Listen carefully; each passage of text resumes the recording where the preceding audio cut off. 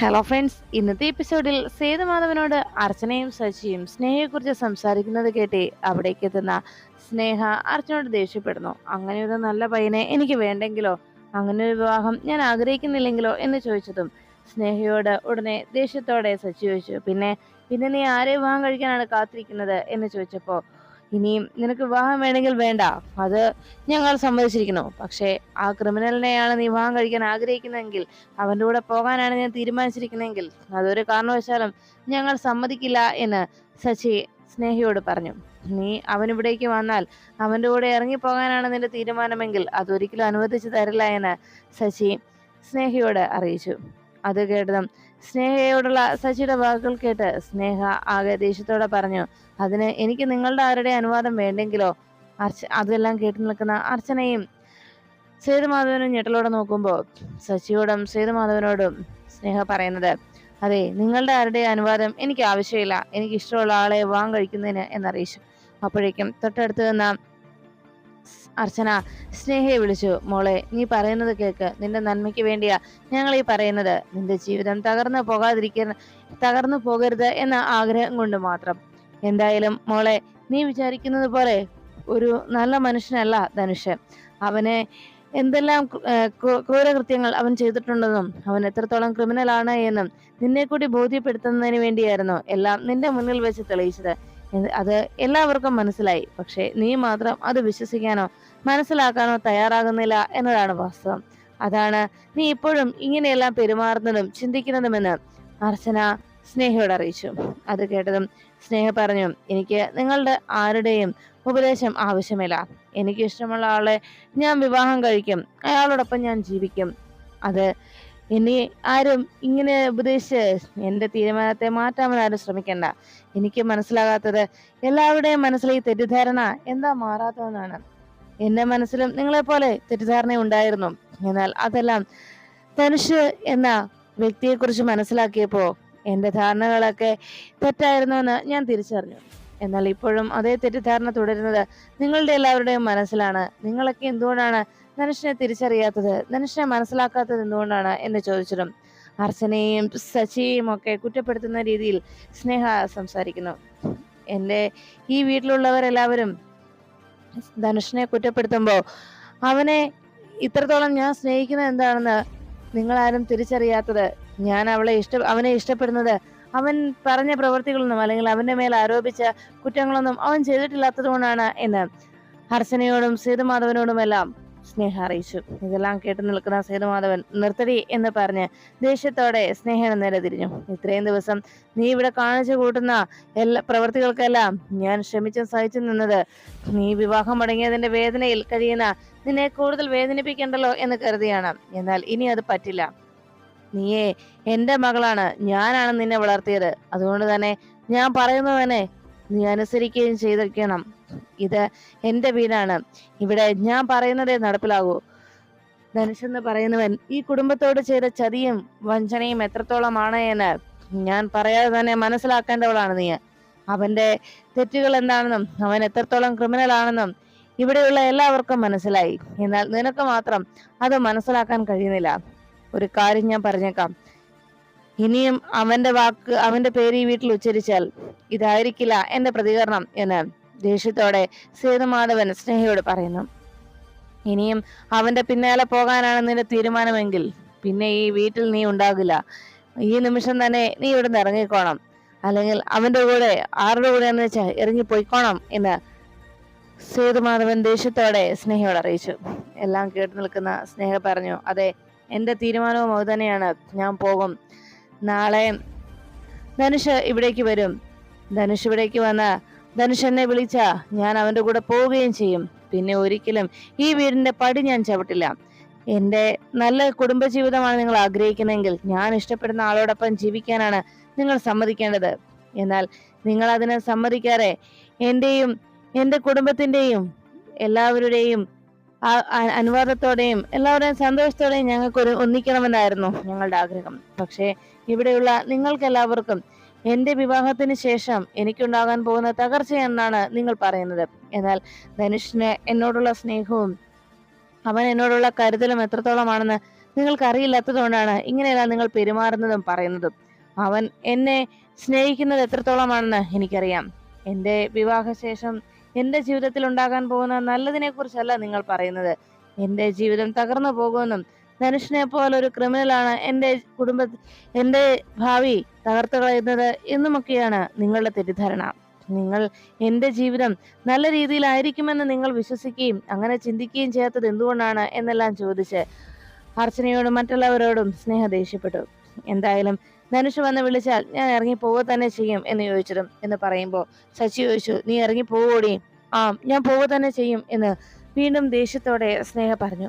അത് കേട്ട ആ നിമിഷം ശശി കൈ ഉയർത്തി. നീ ഇറങ്ങി പോവോടി എന്ന് ചോദിച്ച് സ്നേഹ തല്ലാനായി കൈ ഉയർത്തുമ്പോൾ അർച്ചന ശശിയേട്ടാ എന്ന് വിളിച്ചു.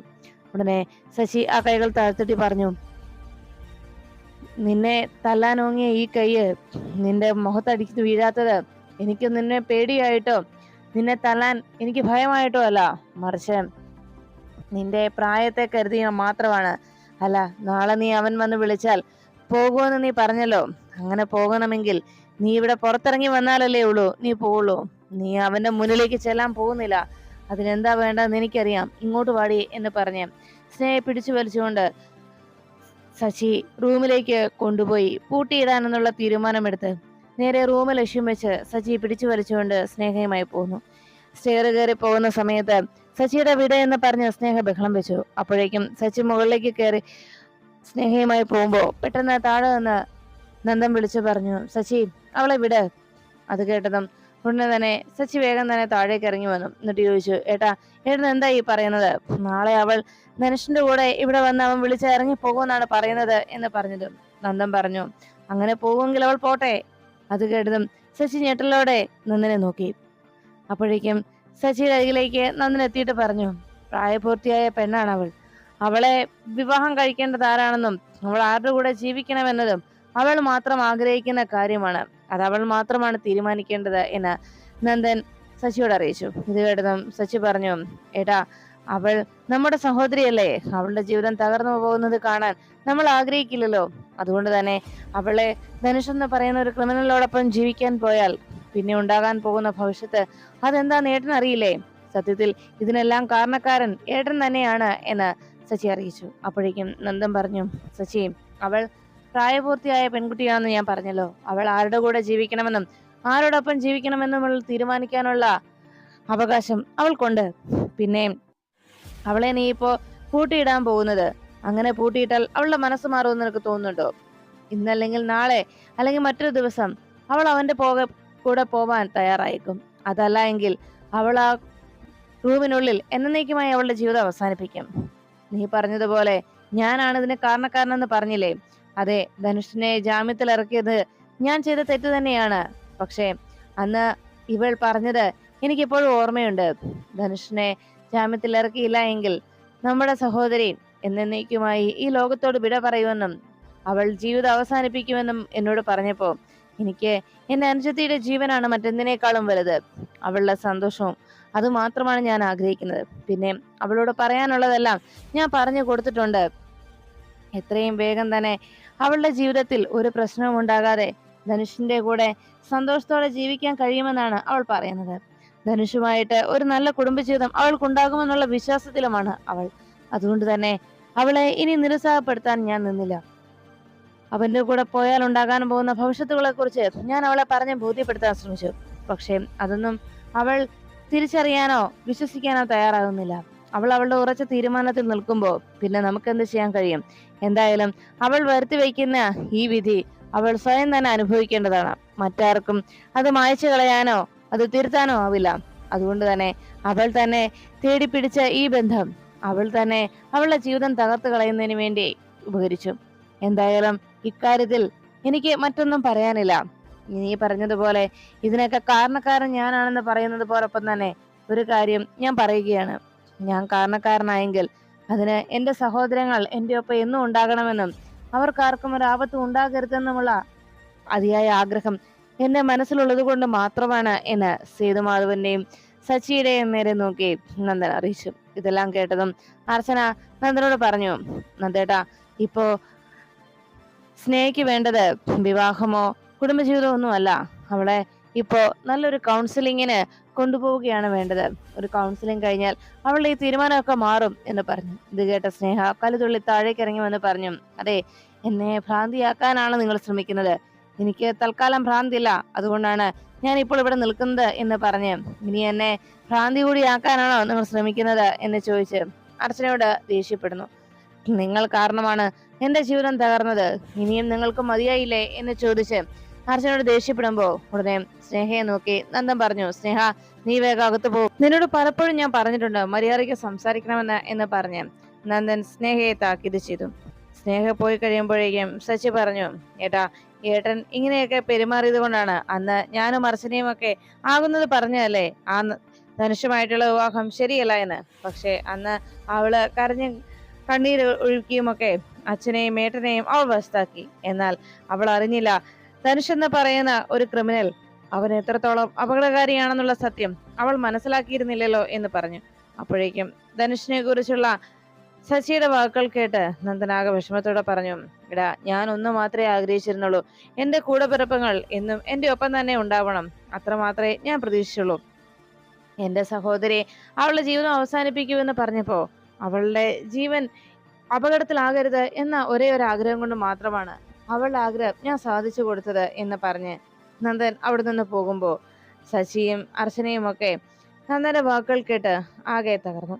അപ്പോഴേക്കും സേതുമാധവനും ആകെ വിഷമത്തോടെ ആലോചനയിൽ മുഴുകി നിന്നതിന് ശേഷം ഒന്നും മിണ്ടാതെ നേരെ റൂമിലേക്ക് പോയി.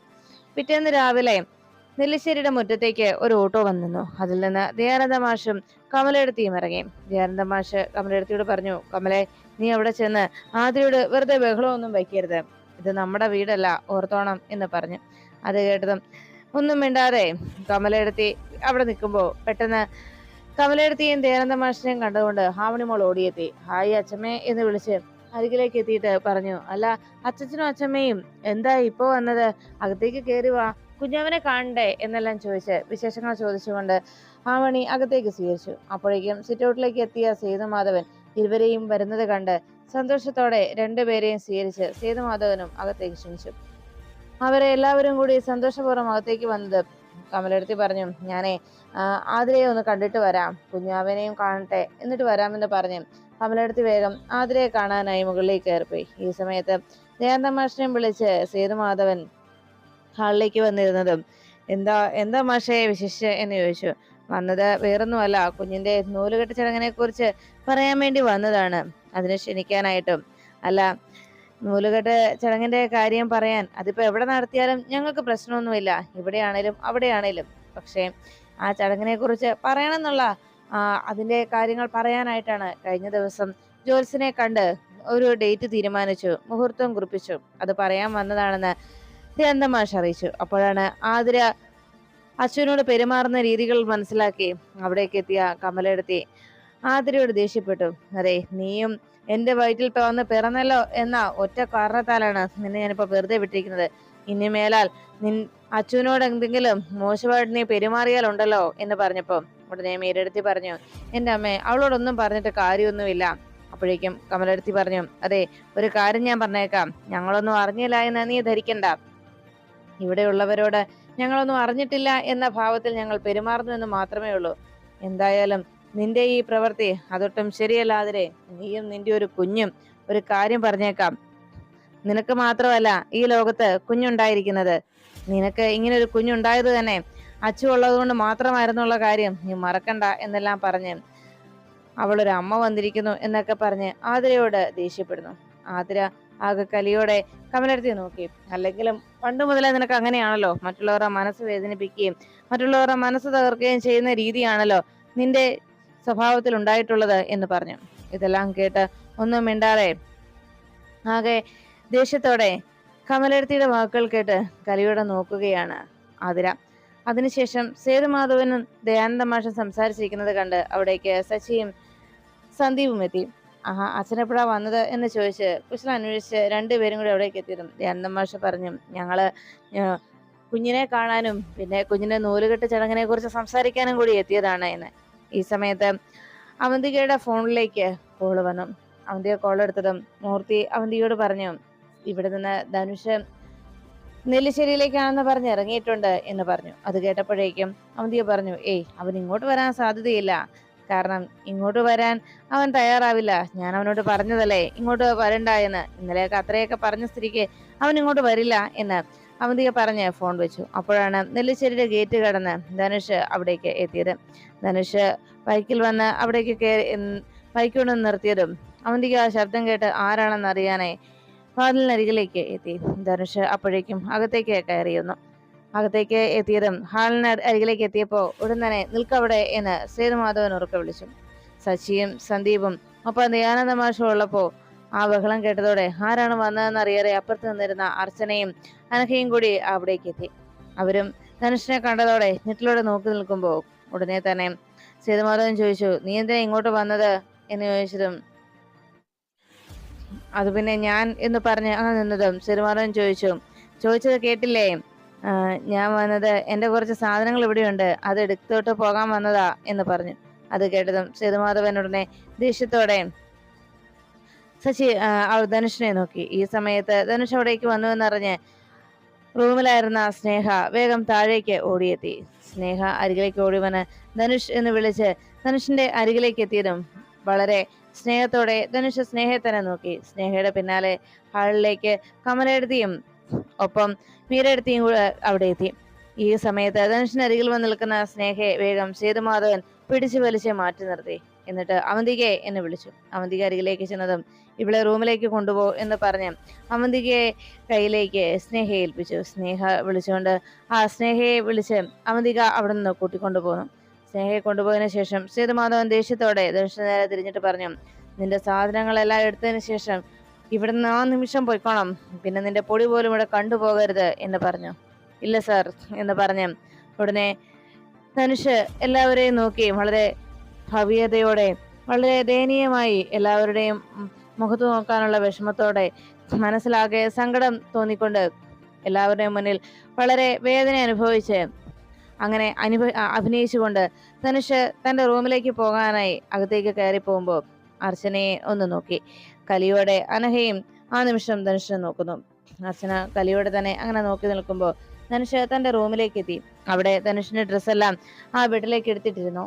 ധനുഷ് ബാഗിലെടുത്ത് അതെല്ലാം പാക്ക് ചെയ്യാൻ തുടങ്ങുമ്പോൾ അവിടേക്ക് സ്നേഹ എത്തി. ധനുഷ് നീ പോവുകയാണോ? എവിടേക്കാ പോകുന്നത്? എന്നെയും കൊണ്ടുപോകണം ധനുഷ് എന്ന് പറഞ്ഞു. ഉടനെ ധനുഷ് പറഞ്ഞു, ഞാൻ പോവാ സ്നേഹ എന്ന് പറഞ്ഞ സ്നേഹയെ നോക്കി ധനുഷ് തന്റെ ഡ്രസ്സെല്ലാം ബാഗിലേക്ക് പാക്ക് ചെയ്യുന്നു. ഇത് കണ്ടോടെ സ്നേഹ പറഞ്ഞു, ധനുഷ് നീ പോകുമ്പോൾ എന്നെയും കൂടെ കൊണ്ടുപോകണം പ്ലീസ്, ഞാനും വരും നിന്റെ കൂടെ എന്ന് പറഞ്ഞ് സ്നേഹ ധനുഷിനോട് ഇങ്ങനെ പറയുമ്പോൾ ആകെ സങ്കടത്തോടെ തനിക്ക് ഒന്നും ചെയ്യാൻ കഴിയുന്നില്ലല്ലോ എന്ന വേദനയൊക്കെ സ്നേഹയോടുള്ള ആ സ്നേഹം മനസ്സിൽ മുഴുവൻ അങ്ങനെ തിങ്ങി നിറഞ്ഞതിന്റെ സങ്കടവും വേദനയൊക്കെ അഭിനയിച്ച് തകർത്തുകൊണ്ട് ധനുഷ് വളരെ ദയനീയമായി സ്നേഹയെ നോക്കുമ്പോഴാണ് അകത്തേക്ക് അവന്തിക എത്തിയത്. ഉടനെ അവന്തിക വന്ന് സ്നേഹയോട് പറഞ്ഞു, മോളെ ഇപ്പോ നീ ഇവിടെ നിന്ന് പോകുന്നത് ആരും ഒട്ടും ഉൾക്കൊള്ളുകയില്ല. അതുകൊണ്ട് ഇപ്പോഴത്തെ സാഹചര്യം നിനക്ക് ഇവിടെ നിന്ന് ധനുഷോടൊപ്പം പോകാൻ പറ്റുന്നതല്ല. പിന്നീട് ഇവിടെ നിന്ന് പോകുന്ന സന്ദർഭവും സാഹചര്യമൊക്കെ ഒത്തുവരുമ്പോ ഞാൻ തന്നെ പറയാം, ഏട്ടത്തി തന്നെ നിന്നോട് പറയാം ധനുഷിന്റെ കൂടെ പോകുന്നതിന് വേണ്ടിയുള്ള വഴി. അതുവരെ നീ ഒന്ന് സമാധാനത്തോടെ ഇരിക്കുക എന്ന് പറഞ്ഞു. ധനുഷ് അപ്പോഴേക്കും വളരെ വിഷമം അഭിനയിച്ച് അങ്ങനെ സ്നേഹയെ നോക്കി. സ്നേഹയോടുള്ള സ്നേഹം മനസ്സിൽ അങ്ങനെ ഇരമ്പുന്നത് പോലെ വളരെ ദയനീയമായി സങ്കടപ്പെട്ടുകൊണ്ട് അങ്ങനെ ധനുഷ് മനസ്സ് തകർന്നങ്ങനെ നിൽക്കുമ്പോ സ്നേഹ ധനുഷിനെ നോക്കി. ഈ സമയത്ത് അവന്തിക കലിയോടെ ധനുഷിനെ നോക്കുന്നു. താൻ പറഞ്ഞിട്ടും അത് അനുസരിക്കാൻ കൂട്ടാക്കാതെ വീണ്ടും നെല്ലിശ്ശേരിയിലേക്ക് വന്നതിന്റെ കലി അവന്തികയുടെ നോട്ടത്തിൽ പ്രതിഫലിക്കുന്നു. ധനുഷ് വളരെ ദയനീയമായി പൊട്ടിക്കരഞ്ഞുകൊണ്ട് സ്നേഹയുടെ മുന്നിൽ വീണ്ടും അഭിനയിച്ച് തകർത്തു.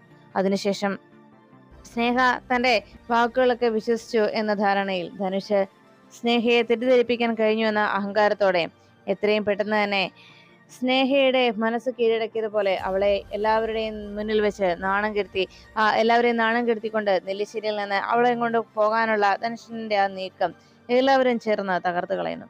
അവസാനം നെല്ലിശ്ശേരിയിൽ നിന്ന് ഇറങ്ങാൻ തുടങ്ങുന്ന ധനുഷിനരികിലേക്ക് എത്തി അർച്ചന പറഞ്ഞു, അതെ, നിന്റെ ഈ മോഹം ഒരിക്കലും നടക്കാൻ പോകുന്നില്ല. നെല്ലിശ്ശേരിയെ തകർക്കാമെന്നുള്ള നിന്റെ ചിന്തയും നടപ്പിലാവില്ല. പിന്നെ ഒരു കാര്യം നീ ഓർത്തോ, നിന്റെ ഈ മോഹം നീ കൊണ്ടു നടക്കുന്ന താലിയുണ്ടല്ലോ, അത് നിന്റെ തന്നെ കഴുത്തിൽ ഒരു കുരുക്കായി വീഴാൻ പോവുകയാണ്, ഓർത്തോ എന്ന് പറയുമ്പോ അവന്തിക റൂമിലിരുന്ന് ധനുഷ് തന്നോട് കാണിക്കുന്ന ഈ ചതിയും വഞ്ചനയും ഒക്കെ ഓർത്ത് തന്നെ മനഃപൂർവ്വം അവൻ കബളിപ്പിക്കുകയാണെന്നുള്ള ആ തിരിച്ചറിവ് അവന്തികയുടെ മനസ്സിനെ വല്ലാതെ അലട്ടുന്നു.